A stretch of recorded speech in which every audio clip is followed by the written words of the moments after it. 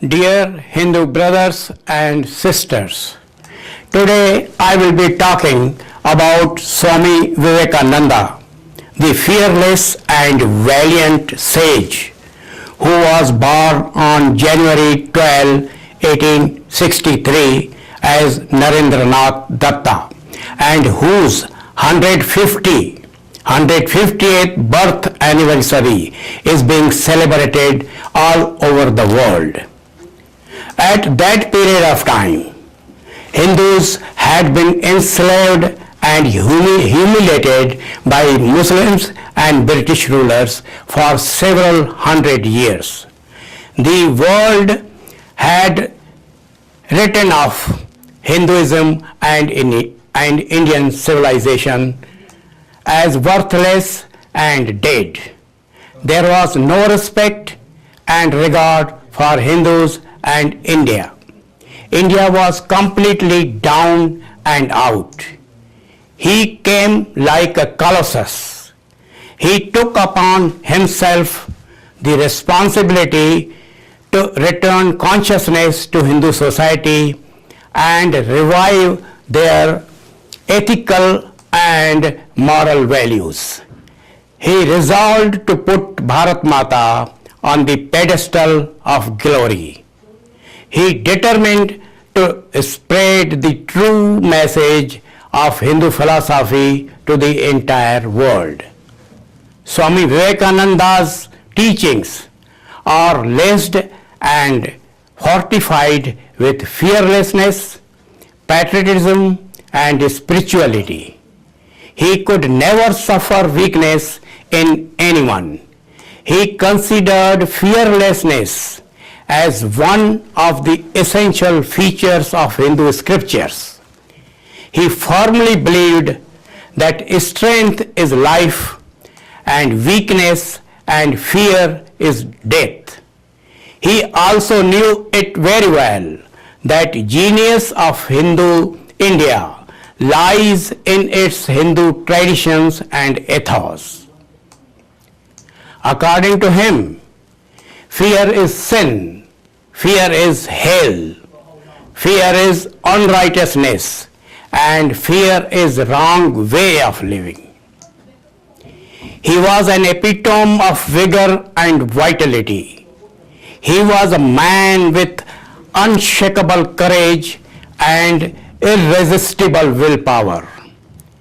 His dedication and determination was par excellence. He was fully aware of his mission. His mission was to serve downtrodden and restore confidence, self-respect, and dignity to Hindus and India. Swami Vivekananda's words, brothers and sisters of America, delivered in the Chicago World Religious Conference on September 11, 1893, had completely electrified the atmosphere, and those words are still ringing in our ears. Now I would request you to please note that Swami Vivekananda came to USA on 9/11 to preach the message of peace and tranquility, while the Islamic terrorists also came on 9/11, but they came to destroy the World Trade Center and kill 3,000 innocent people. Here are some of the famous quotes of Shri Vivekananda. Mark me, then and then alone you are a Hindu, when the very name Hindu sends through you a galvanic shock of strength. Then and then alone you are a Hindu, when every man and every woman who bears the name word Hindu from any country, speaking any language, becomes at once the nearest and dearest to you. Then and then alone you are a Hindu, when the distress of anyone bearing the name Hindu comes to your heart and makes you feel as if your own son or daughter were in distress. Swami Vivekananda emphasized on his followers to take up one idea, make that one idea your life, think of it, dream of it, live on that idea. Let the brain, muscle, nerves, every part of your body be full of that idea, and just leave every other idea alone. Swami Vivekananda wanted his countrymen to have nerves of steel, muscles of iron, and minds like thunderbolt. In order to reinvigorate Hindu mind, he aptly suggested to Hindu people by saying that all power is within you. You can do anything and everything. Do not believe that you are weak.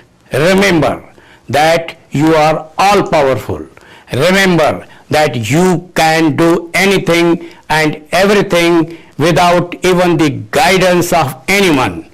Stand up and express the divine within you. Now it is for us to come up to his expectations.